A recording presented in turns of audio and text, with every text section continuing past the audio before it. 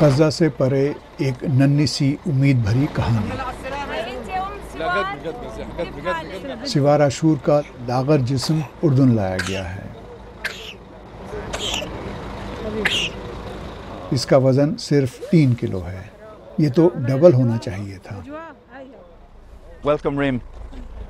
خوش آمدید ریم، خوش آمدید۔ تو سوار ابھی یہاں پہنچی ہے۔ اب اسے عمان لے جایا جائے گا، جہاں تشخیص کے بعد اس کا علاج شروع ہوگا۔ اگرچہ یہ اس بچی کے گھر والوں کے لیے امید اور خوشی کا لمحہ ہے، مگر غزہ میں بہت سے بیمار بچے ہیں جو علاج کے لیے یہاں نہیں پہنچ پائیں گے۔ آج سوار کے ساتھ 16 دوسرے بچے بھی یہاں آئے ہیں۔ کچھ کو کینسر کا مرض ہے۔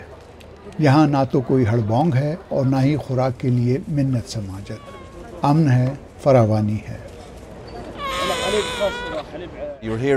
اب آپ اردن میں ہیں، کیسا لگ رہا ہے؟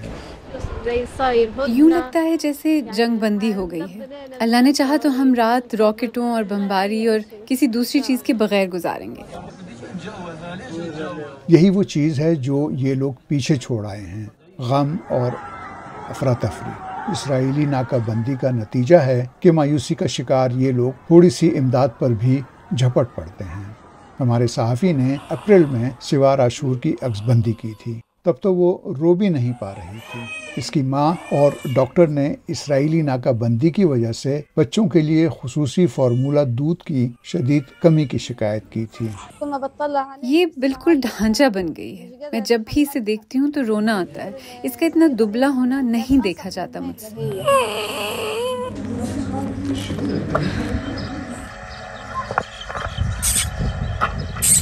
یہ پچھلے مہینے کی بات ہے، اپنی ماں اور دادی کے ساتھ گھر میں، اور آج اردن روانگی سے قبل گھر والوں کو الوداع کہتے ہوئے۔ غزہ میں پھنسے ہوئے لوگ سوار کے نکل جانے پر خوش ہیں۔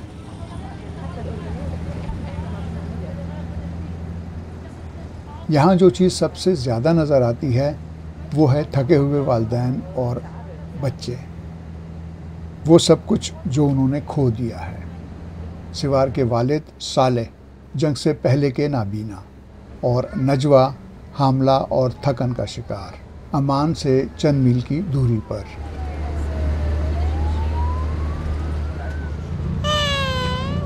غزہ سے 100 میل کے فاصلے پر اردن کے دارالحکومت میں بالآخر سوار نرس کی باہوں میں، جو اسے خصوصی علاج کے لیے لے جا رہی ہیں۔ خدا کا شکر ہے مصیبت سے جان چھوٹی۔ لگتا تھا جیسے میں 100 سال سے اس میں رہ رہی تھی۔ آخرکار ٹینکوں اور باقی سب سے آرام مل گیا ہے۔ ہم ایک رات بھی سکون سے نہیں سو پائے۔ آج رات سوار اور اس کی دیکھ بھال کرنے والے سکون سے سو پائیں گے۔